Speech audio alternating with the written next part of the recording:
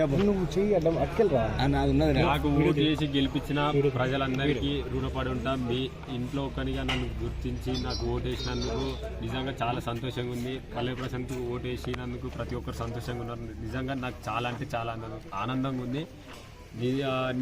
ఒకటి చెప్పాలి, ఎందుకంటే నేను ఇష్యూ అయింది, అది నిజంగా నేను చాలా బాధపడుతున్నా. అది ఎవరు చేసినా తప్పే.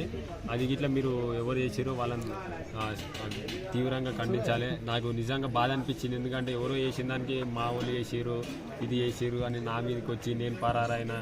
నేను ఏడికి పోలే, ఇగో ఇంటికాడనే ఉన్నా. ఇగో ఇది మా ఇల్లే. ఇగో వీళ్ళందరూ ఎక్కడి నుంచి వచ్చిరానా మీరు అంతా? అనమాట. ఇంకా తీగుల ఇంకా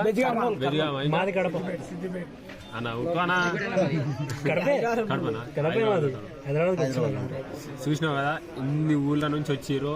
ఇంతమందికి నేను ఫోటోలు ఇవ్వాలి. ఇంకా ఎవరెవరు యూట్యూబ్ ఛానళ్ళలో సరే ఇసంతా రమ్మంటే ఏమైందన్న, ఇంట్లోకి వచ్చినాక ఏవేవో తమ్మునేల్సి పెట్టిరన్న.